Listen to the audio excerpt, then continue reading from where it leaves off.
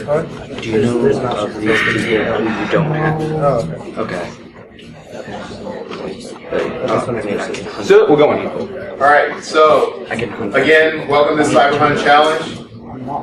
We talked about real quick. Make sure that you get this information down. This is where the data is. This is also where this slide presentation is. So if you want to actually refer to anything in this presentation, you will be able to do that later. The main thing is that if you get this email down, you can email me. I will be monitoring that. I will be on a plane tomorrow at 6:40, flying back to California, so I probably won't respond to you at that point, but any other time I will be checking that so you can email me with any questions. So we're going to talk about the approach, the data, the rules of the challenge, and some suggestions. But first, about me. So this is me. So before '99, I was a pilot in the military, flying scout helicopters and Cobras. I'm a little older. You can't tell with gray. Scout helicopters and Cobras. Worked at all of those great places. I'm currently at a startup, 1-year-old this month, called LogicHu. I'm from this area.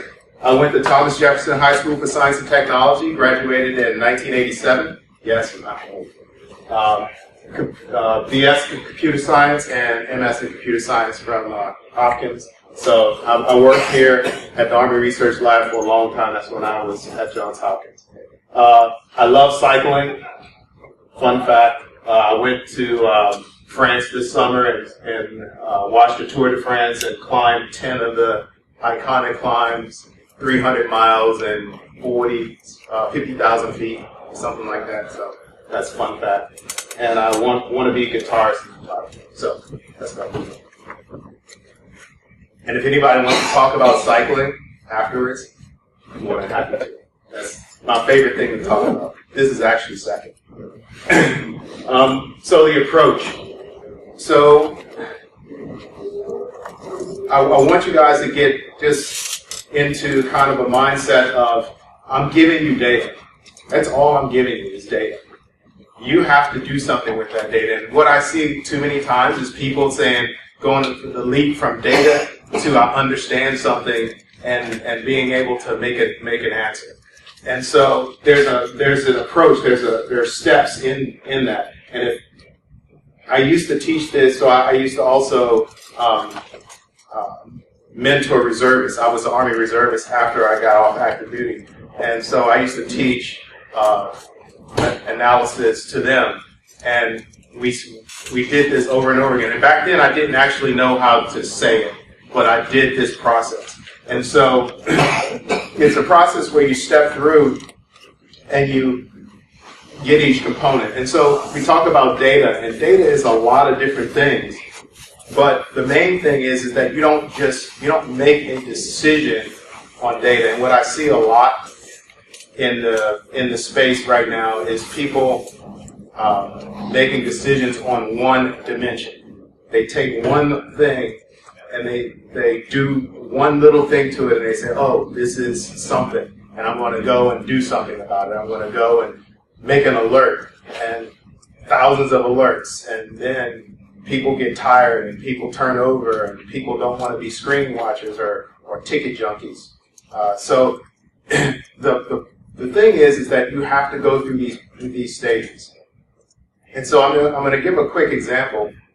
This is one of the pieces of information that you guys actually will actually have in your files. And this is output from the Ethernet interfaces. And what this output basically has in it, name, MAC address, all that kind of stuff.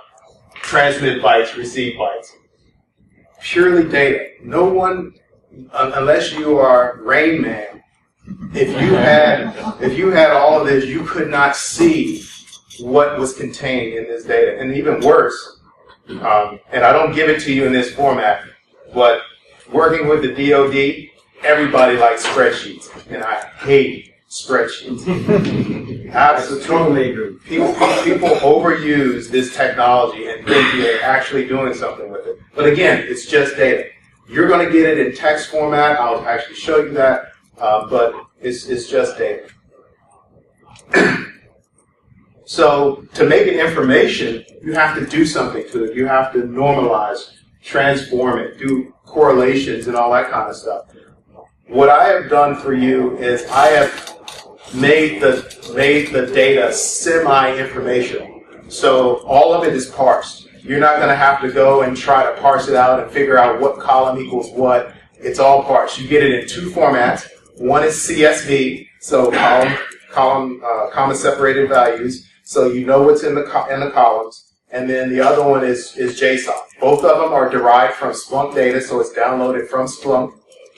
Good luck trying to get it back into Splunk. I will actually help you do that. I have that in here, so I will help you do that. But it's not as easy getting it back into Splunk, which is kind of weird. But and there's also, if it's in JSON, but it's a special JSON, a streaming JSON format, which Splunk produces, which is every line of data is a JSON object.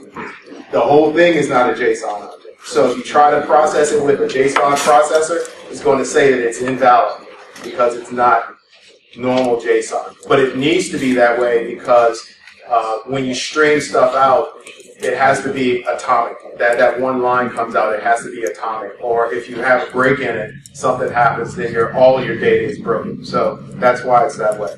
But I give it to you semi-normalized or normalized, but I don't select any features for you. I don't tell you what everything means. That's all you. But to give you an example of that, turn it into information. And if you guys don't know command line, you don't have to know command line to do this. When I used to teach this stuff, all of my analysts had to do it on the command line first, period. There was no ifs, ands, or buts about it. If you couldn't do this, you were not an analyst in my organization. So I was kind of a hard, I'm not going to say it because I'm being recorded, but I was a little hard on people. But when we talk about this feature selection, so in this data, I want to see my RX and my TX, my bytes in, bytes out, right? And this ugly awk statement down here does some math. I don't know if you guys know awk or know how to do math in awk, but that's what that does. But I'm internally correlating. So if I just ran this one, I would get this column here, this data, date, time, and that column. If I just ran this one, I would get this column here, date, time, and that. But what I need is, and because I'm only again correlating pieces up, what I need is both components. And so this ugly one here, and if anybody, it's freely available. You guys can use this if you want to take a look at that data. But what I'm doing here is doing the math to subtract the one column from or the previous line from the next line, and you get this. And you look at it and you say, oh man, I got a lot of bytes here, got a lot of bytes here.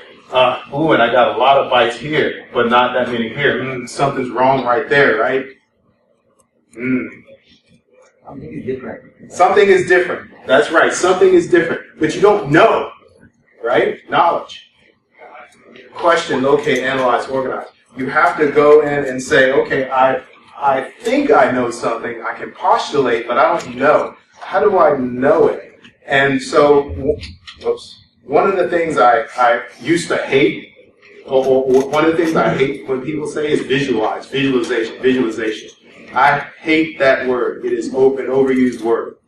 But in certain circumstances, there are useful.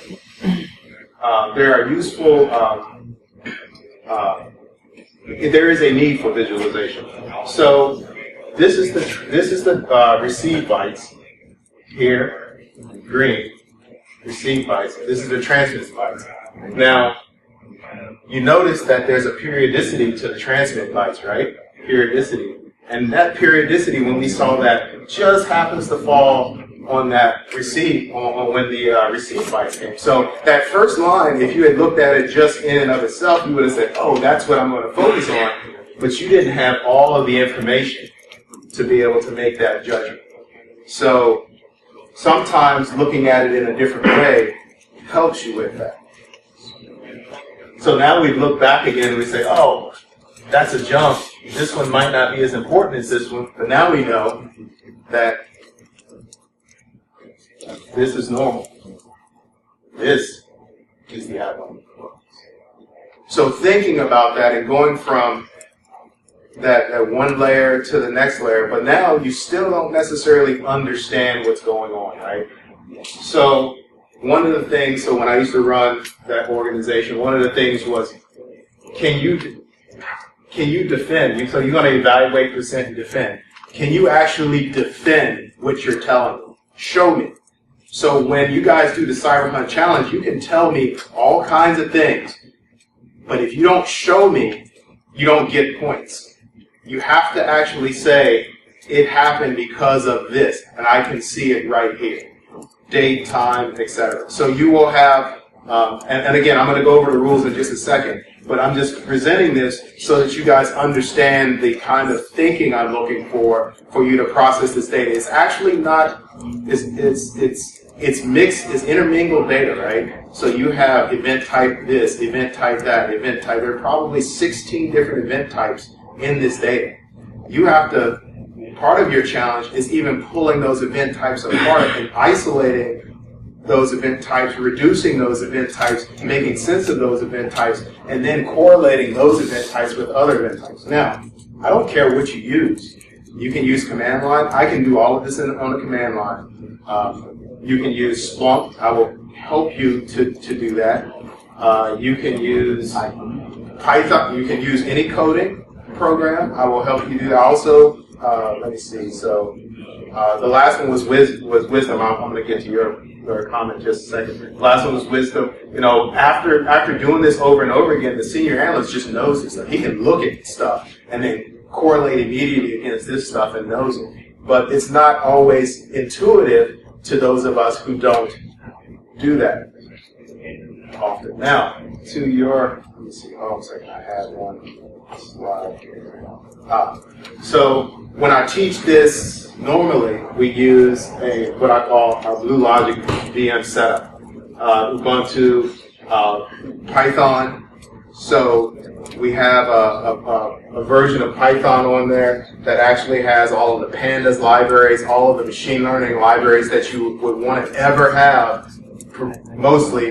Now we use the free version. There's actually a paid for version that gives you more libraries to be able to use. But again, that's just the basics of what you need. R, if you like to pull data apart in R, it's there. Splunk, ELK, syslog-ng, and Terminator I put on there. It's a terminal program. If you use a Mac, you already know how to do this with iTerm, but it allows you to separate your terminal so you can have 4 or more terminals right there and be able to do the same thing across all terminals or do different things in different terminals. So that's that. But anyway, going back to this. So the data sets, I'm being nice. I'm only giving 2. Because there are more than that, but I'm only giving 2. I don't want you guys to burn your entire Saturday out. You know, you got to go and have a drink and relax, and then get up in the morning and start doing this. Right? Some of you are going to probably work through the night. 1 or 2 of you I know are going to work through the night.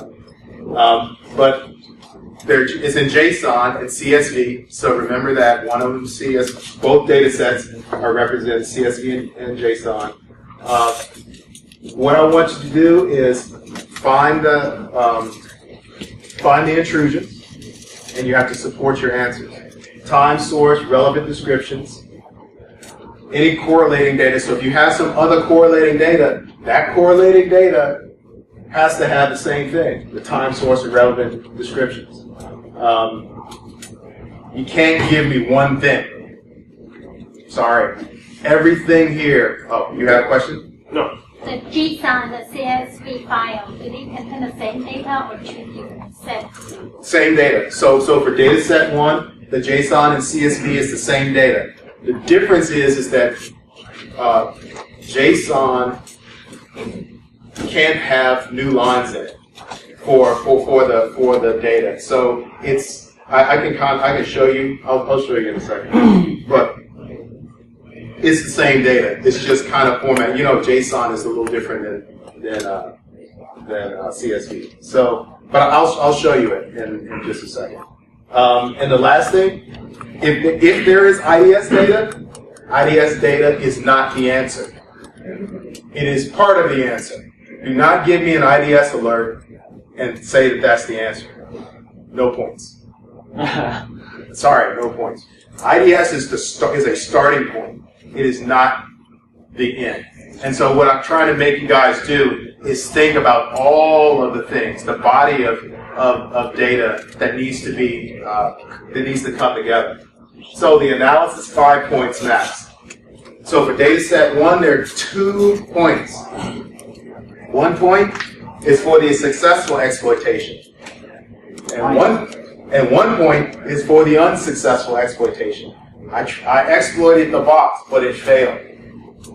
And I want you to tell me which one is successful and which one's unsuccessful. Because guess what? Most of the time, what people will end up doing is showing, because you didn't go far enough in your analysis, you will go and say, oh, well, I see this exploit. The IDS said it was an exploit. I'm going to go and write it up as an incident.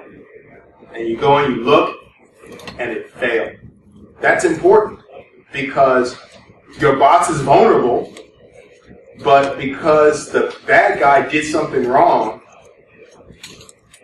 he didn't get in. So that changes your response, right? And it changes how much time you actually spend or how much time people spend on it. The second data set is 3 points. There are three successful actions. I'm not going to say any more than that, but there were 3 successful actions. Email your analysis to me, to Darryl at blueteamtraining.com. And the rules are the person with the most finds in the least time wins.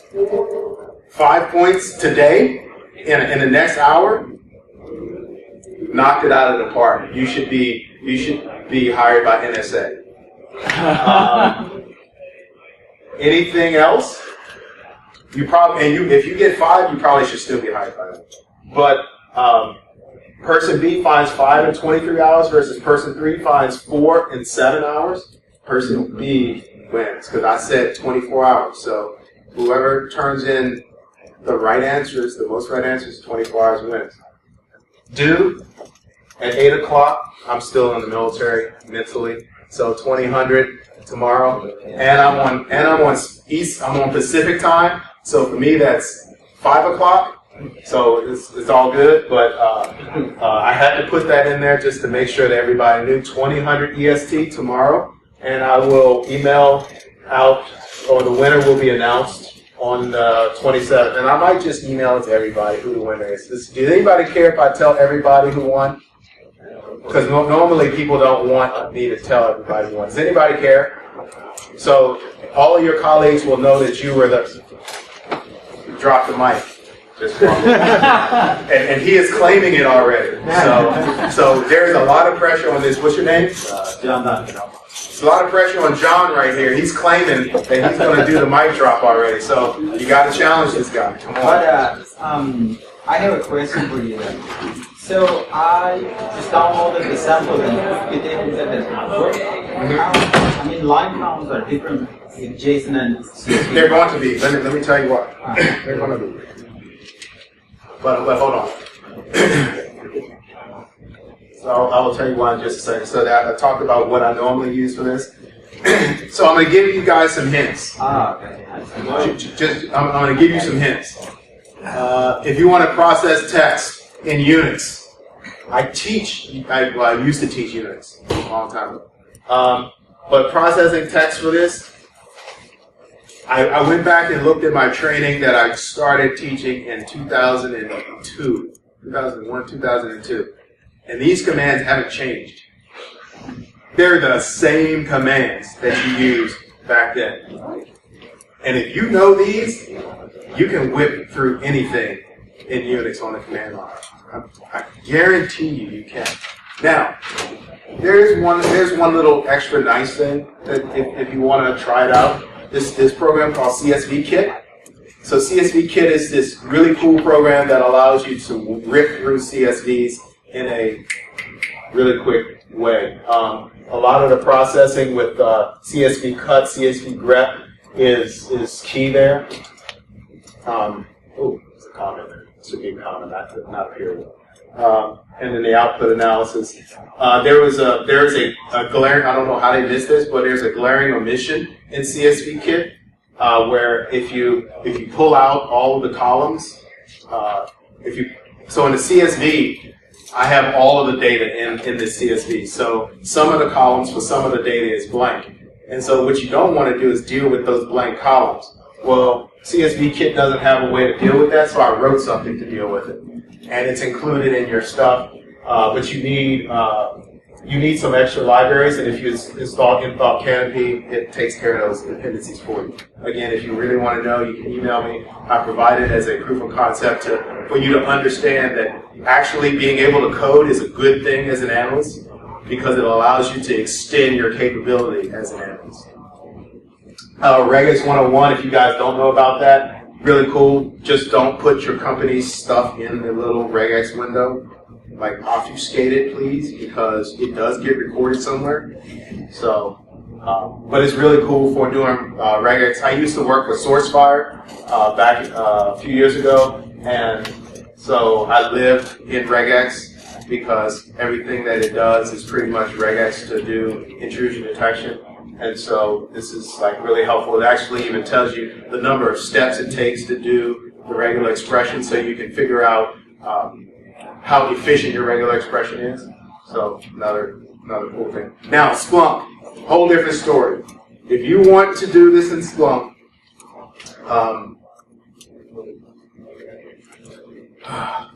the best way to do it is to import the JSON.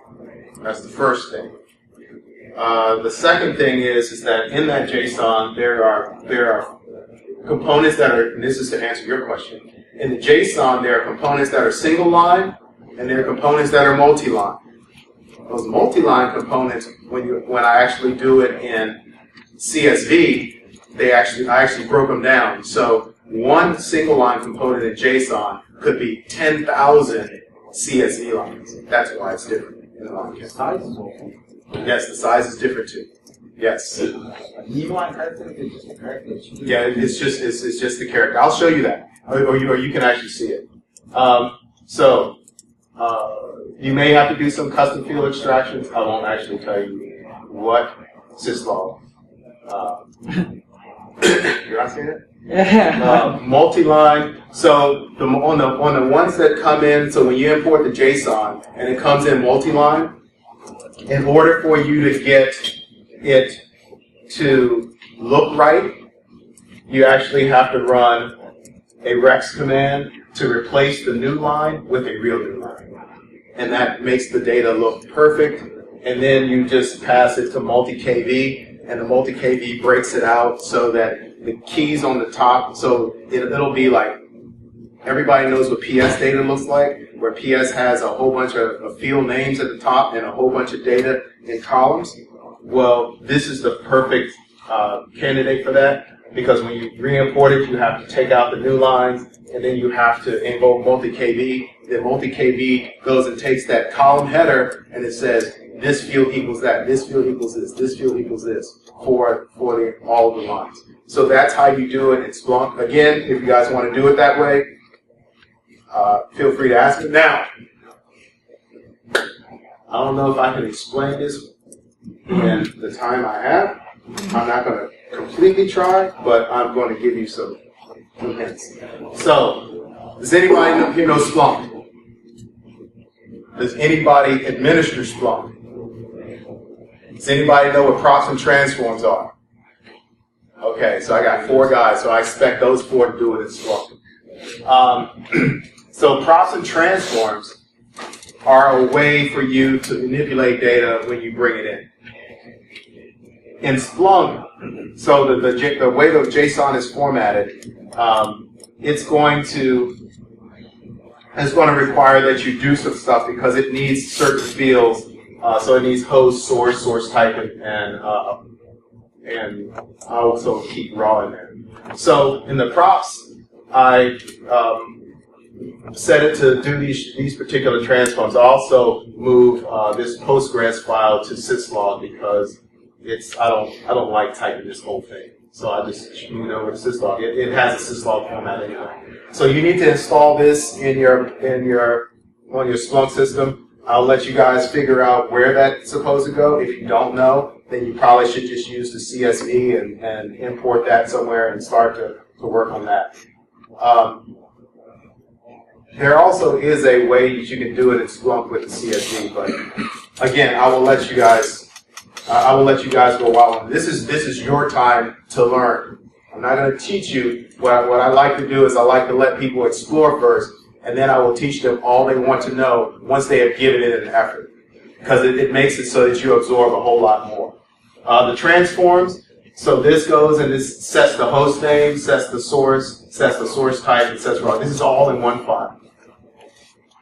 Once you get that done, once you get those in place, then you just have to sudo to Splunk and run the one-shot command, and wherever your data is, this is the actual name of the data set that you'll have data set 0, you also have data set 1, and you have to import it into some index that exists. So you actually have to create an index that exists. Again, like I said, I'm not going to teach you Splunk here. You actually have questions and you want to use Splunk, you're more than welcome to ask, and I will attempt to keep up with everybody's questions on how to do this.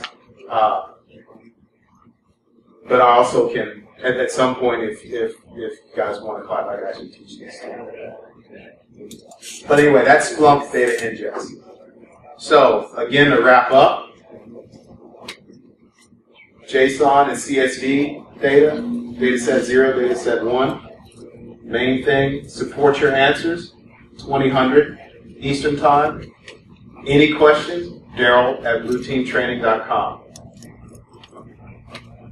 And for the last time, that is the link. I want everybody to get that.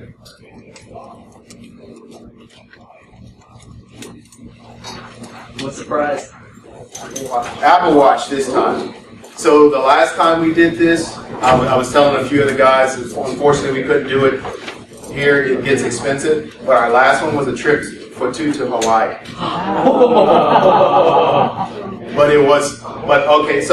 So let me tell you how that went, just so everybody understands the level to which we expect you to perform.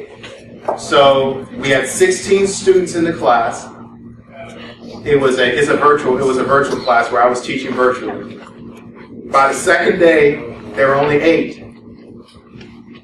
By the time we actually did the challenge, there were 4.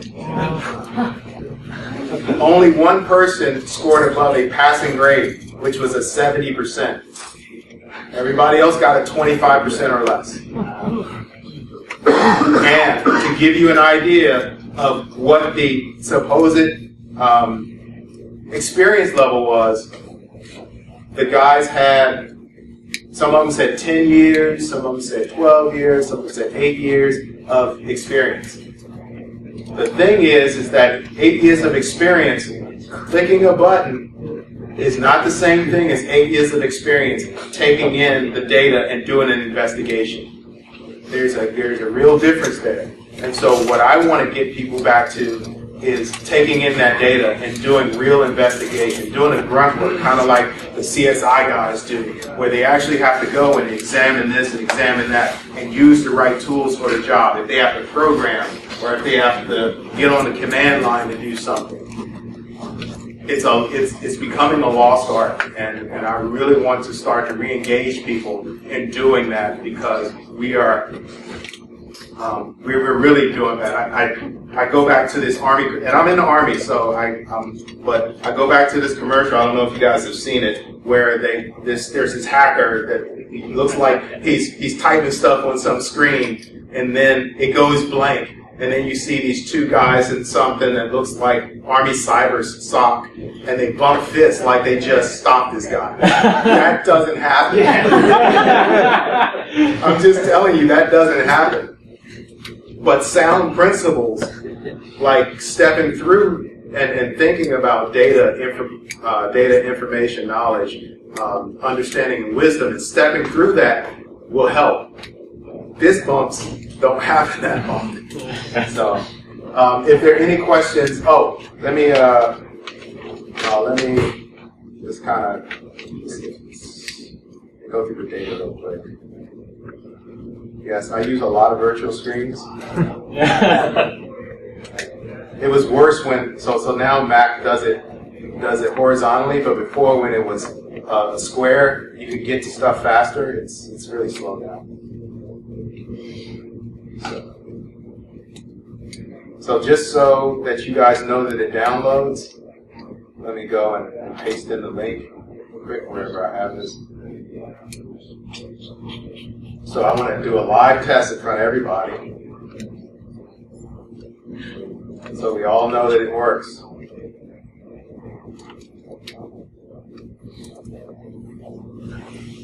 No, I don't want to do all that.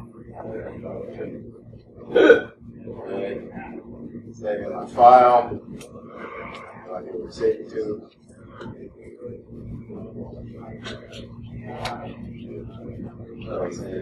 Download somewhere. So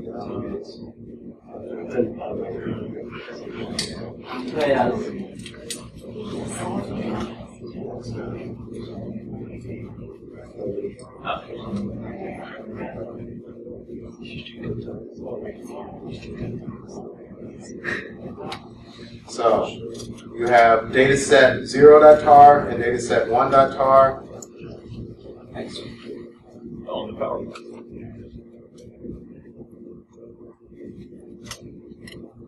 So nobody can tell me that the dataset didn't download and that it didn't untar, because I'm doing it in front of you on the same link. No excuses. No excuses. So you mentioned something about a virtual machine at one point that had all these tools preloaded. Yes.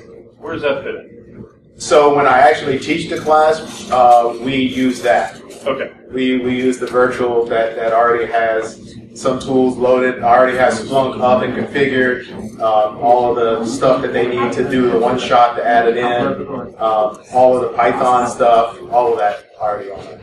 Can we download that? The other question, I don't have it available. Is that PPTX, the presentation? Yes. Okay. That is the presentation. So the PPTX there is Cyber Hunt Challenge. PPTX is the presentation. CSV Rec is the actual Python script that does the little trick to remove columns. It's really simple. Not something I put a lot of time in. I just needed something quick, but it's again an example of coding actually helps you. So please learn to code. Please. Especially the log files, gigantic. Yes. Then running multiple command line codes creates a lot of CPU power now. But Python is only single process. That's helps a lot. So as you can see here, that's the number, that's the last column. So those are all of the columns in the data. And everything down here, you can see like timestamps, you can see some description stuff. This one happens to be a flow log. So, but there's lots of stuff in there. So that's and everybody's seen CSV. I mean, there's nothing magical about that. But let's go to the JSON, yeah. So the JSON one, you see starting bracket, the ending bracket, but now look at this one. So let me.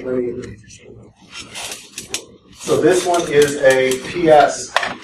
You see the /ns, the new lines there. So you have to end up, when you import it into Splunk, you end up having to deal with that. So that's where the changing the new lines to real new lines, because you can't have inside of a JSON object, you can't actually have returns as part of the data. So when Splunk exports it and puts the new line in there. So when you re-import it somewhere else, you can deal with that. New line there, new line there, new line there. So that's why they're different number of lines. So if you imported this data into Splunk and then you did the things that I said to do, previously and export it, you would get the exact same CSV file that you have. So you can use CSV, or you can use the JSON. So JSON, as you can see, every column name is existed on the column, on the row, right? For example, preview repeated multiple times, result, or every column name is JSON as a part of the key, right? Mm-hmm. So it has to, usually JSON files are much larger than a normal CSV file because CSV, the title is only presented in the first line, and the rest is only the data. Yeah, but see, so here with the way Splunk, so I didn't do this. The way Splunk generates the JSON is that it takes this as result, and whatever the raw is, it puts that in there. That's it. So that's the difference. So that's why you have to, when you import it back into Splunk, you have to do Well, I'm not going to use one, but we show that. So that's maybe an interesting example here. So that's, hold on a second. So that's it for this session. I am going to be here until 2:30. For anybody who has questions or wants to talk about anything that we're doing here, needs help, wants to go ahead and set up and start working, if you have your systems around already, I'll be more than happy to help you guys out. I just had a quick question about and nothing technical. I'm just saying, can you go back to the Dropbox? Yeah. Just the Oh, you want to see the link? the URL, yeah. I Yep, see yep, URL.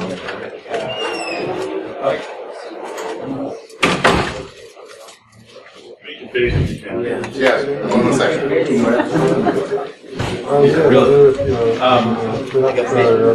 Hold on, just a second, because this is.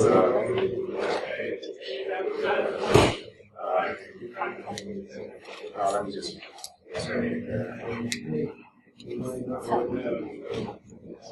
This is individual only? Can't do Yeah, it should be individual only. Now, can I enforce that? No. But you guys will know. I mean, if see, I see these three guys back here. They look like they're a little team. But there's only one watch. So you guys are gonna have to flip for it. I got a perfect. Line up some beers and whoever knocks out the most wins. I'm not. You're automatically out. You're going to sell the Apple Watch, right? But can I still? You're going to sell and divide the money into